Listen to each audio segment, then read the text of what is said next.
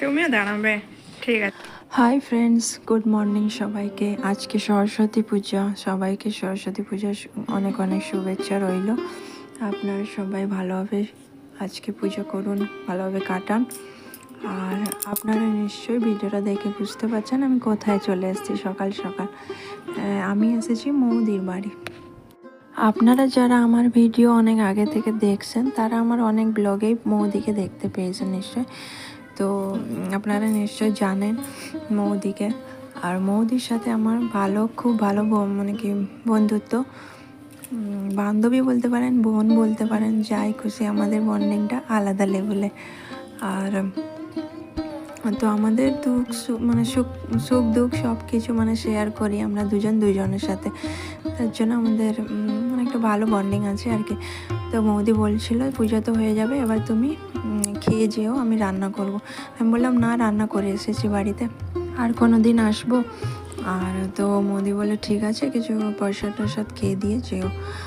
তো আমি খেয়ে এসেছিলাম, কিন্তু তাও মৌদের মন শান্তি হয়নি। যার জন্য আমাকে দেখুন কত মিষ্টি দিয়েছে।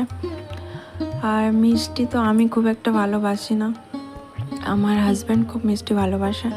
যাই হোক, তো অনেকগুলো মিষ্টি দিয়েছে, এগুলো সব প্রসাদের মিষ্টি দিয়েছে। আরও ফল টল অনেক কিছু ঠাকুরের প্রসাদ দিয়েছিল, ওগুলো খাওয়া হয়ে গেছে। আর মিষ্টিগুলো অনেকগুলো দিয়েছে।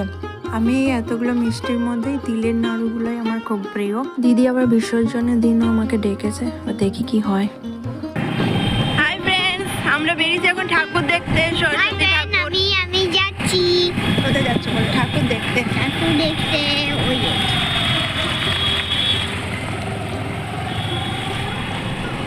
কন্টিনিউ দেখতে থাকুন। বিকালবেলা ওই হাজব্যান্ড বললো চলো ঠাকুর দেখে আসি।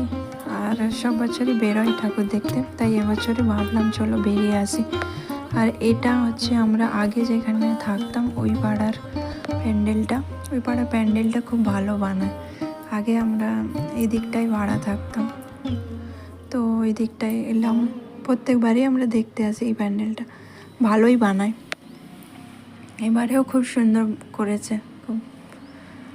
আর বিশেষ করে প্যান্ডেলের গেটটা খুব সুন্দর লাগছিল। চলুন আপনাদের বাইরেটা দেখাই।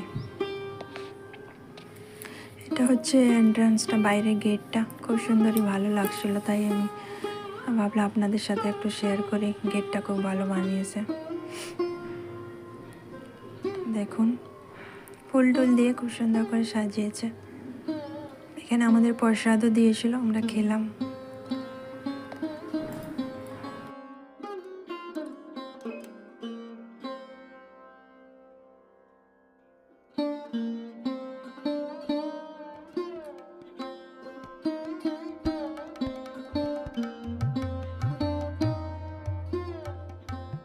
তারপরে ঠাকুর দেখে এখানে এলাম দোকানে, একটু শপিং করতে, কিছু টুকটাক কেনাকাটি করলাম এখানটায়।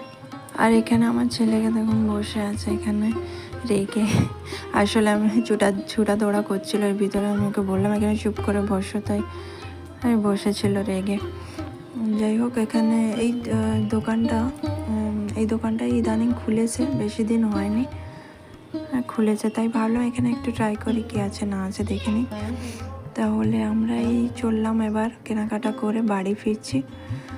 তাহলে ফ্রেন্ডস, আমার এই ভিডিওটি আপনাদের কেমন লাগলো কমেন্ট করে অবশ্যই জানাবেন। আর আপনাদের একটা কমেন্ট পেলে আমি খুব খুশি হই, তাই কমেন্ট করতে ভুলবেন না। কিন্তু ভিডিওর কোনো অংশ যদি আপনাদের একটুও ভালো লেগে থাকে তাহলে লাইক, শেয়ার, সাবস্ক্রাইব করে দেবেন। আর পাশে থাকা বেল আইকনটি প্রেস করে দেবেন, যাতে করে আমার ভিডিওটি আপনাদের কাছে খুব তাড়াতাড়ি পৌঁছাতে পারে। আর ফ্রেন্ডস, এটা আমাদের এই সোসাইটির ঠাকুর। এটা আমরা যেখানে থাকি ওর অপোজিটেই বাড়িতেই হচ্ছে, পুজো হচ্ছে। তো ওখানে আমি গেছিলাম বিকালবেলায়, আপনাদের সাথে ভাবলাম শেয়ার করে দিই।